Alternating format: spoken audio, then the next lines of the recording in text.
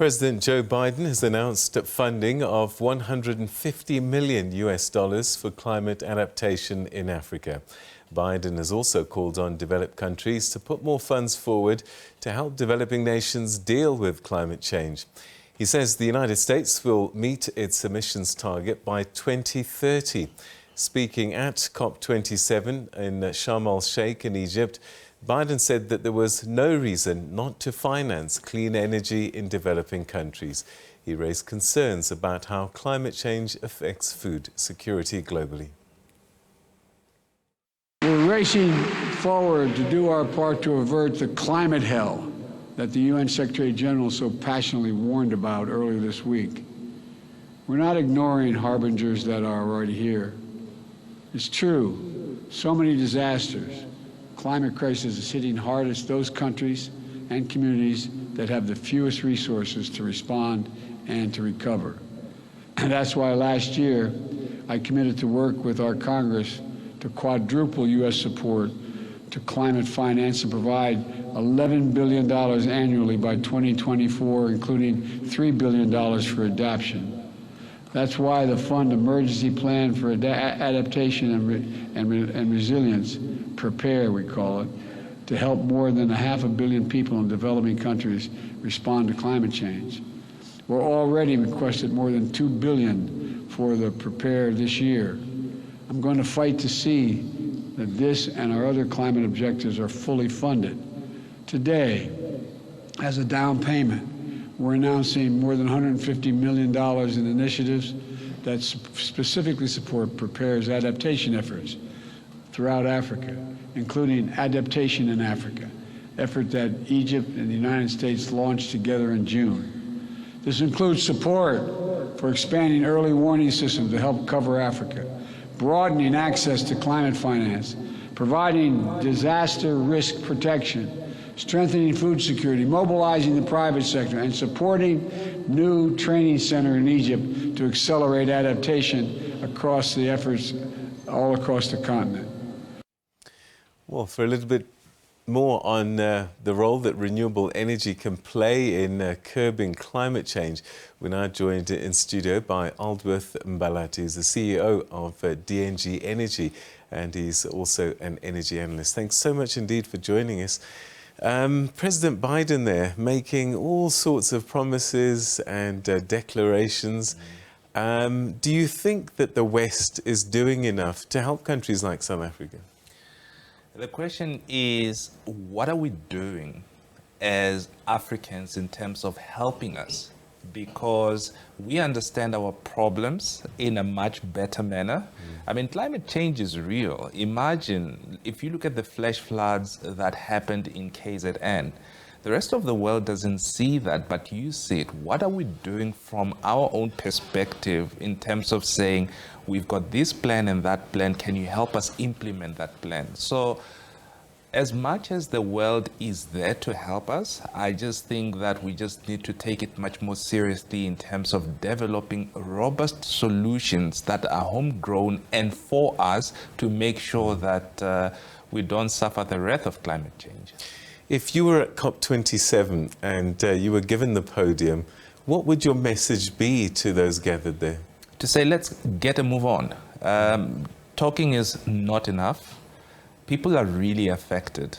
I'm not seeing deep transitioning in terms of picking the low-hanging fruits, changing some of the fuels that we can, having a much more deeper impact of using solar, wind, using natural gas, for example, as a means of transportation, fast-tracking some of the new technologies that are needed in terms of curbing our environment.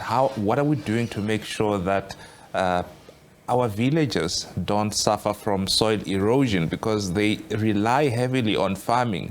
So I would say let's stop debating and let's implement more. South Africa is one of the largest polluters in the world, sadly. I think we're number 14 or something. Certainly the largest on the continent. So I suppose in many ways we have a responsibility to lead the way on the continent. Do you think we're doing enough? I think the fundamental belief that we have to do something has started kicking in. We just have to catch up. I mean, there's a lot of institutional lagging behind that we have. We have to upskill our people to make sure that you don't pollute as much. I mean, coal is there. Yes, it is controversial, but you can make sure that you still produce power from your coal in a cleaner manner. It's a natural resource that we are currently using it. Let's use it much more effectively and efficiently so that we don't contribute to those emissions. So to answer your question, I believe that by getting more serious and taking the initiatives of wanting to do something, eventually we'll get there, but I just hope that we get there much quicker. All right, so herein lies the dilemma, isn't it? Because we've got these huge coal resources. You're saying on the one hand, we should be able to use it in a more efficient, cleaner way. On the other, you also sit with a hat looking to renewable energy, and you're talking about a quick transition. So what do we do? Can we do both? The answer is yes, we can do both. I mean, that is where we start talking about an energy mix, right? You don't have to bankrupt the country in the process of being clean. You have to be responsible in terms of galvanizing everyone to that environment. I mean, a quick example. If you and I were to go to hospital today and they said, you're doing heart surgery, right? And you had to choose between wind, solar, gas. Which one would you choose? Yeah. And the answer is you have to choose base load. You have to choose industrialization. We're saying that everything plays a role, but we need to do it in a sustainable manner that keeps people alive, not hungry, not leaving them destitute, but at the same time making sure that we move to a very sustainable, clean environment. We're borrowing tons of cash for this just transition. And at the beginning of this conversation, you talked about we know better than all these other countries how we should manage our process. Are you fearful that with the money that comes, it comes with instructions and a plan of how to do that transition? Or is your understanding that we get the cash and we do what we want to do? Look, all I can say is that I'm not behind closed doors. I'm not privy to documentation in terms of what the trinkets are. But the bottom line is this.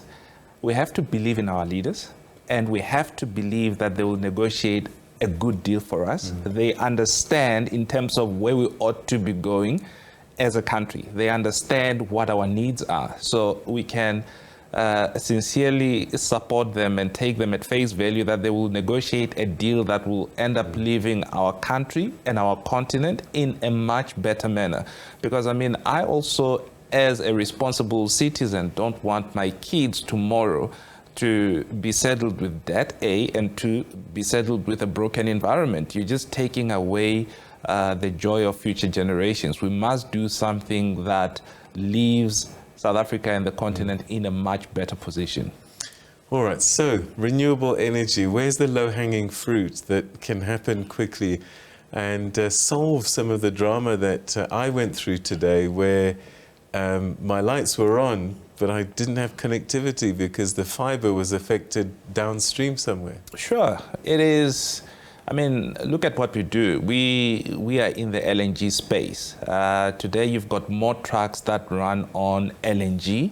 And by doing that, you're cutting carbon emissions. That is number one. And number two, you are reducing the amount of money that you would be paying as a user in terms of enjoying that fuel. And number three, you are using less energy to make sure that that fuel is ready for consumption. So there is an efficient manner of using a sustainable fuel that helps us with a just transition. So let's get more cars into gas. Let's industrialize and put more gas into our industrial processes, and that will alleviate some of the pressures that the system has in terms of using the traditional fossil fuels. So that is one low-hanging fruit. And efficiency, I mean, learning how to be more efficient in terms of productivity. Productivity on its own goes a very long way in terms of making sure that our GDP increases whilst using less energy. So those are the two low-hanging fruits that I can put across. People often talk about the cost of this conversion, that renewable energy is great, but it costs quite a bit in terms of getting that new infrastructure in play. How do you see that equation? Everything costs money.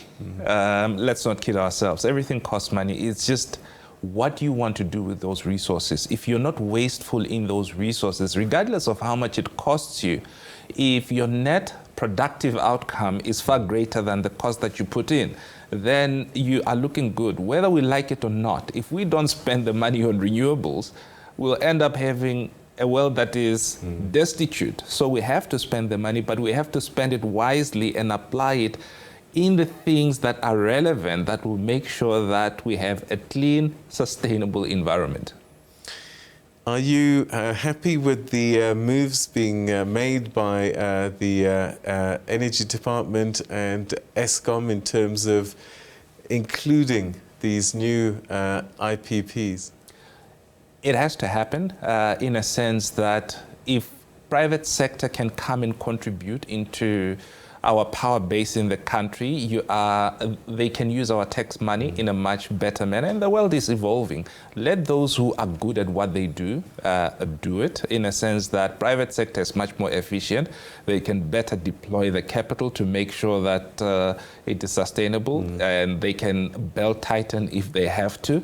So it is a good thing that they have adopted a policy of saying, let us be inclusive so that we can all carry the load and make this world a much more greener place.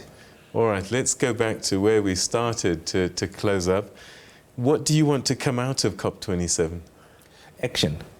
Action is far much more important. If we can accelerate the action of making sure that we can have mitigating matters, because how far can you adapt? You can't keep on adapting.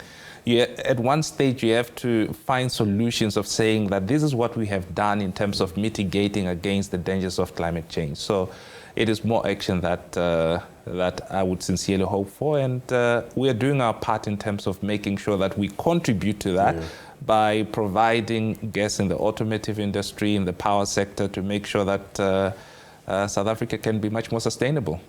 Aldworth, always good to talk to you. Thank you so much indeed for joining us. Thank you so much. All right, that's Aldworth Mbalati, who's the CEO of DNG Energy and also an energy analyst. And his cry is no more talking, let's do. Action, action, action.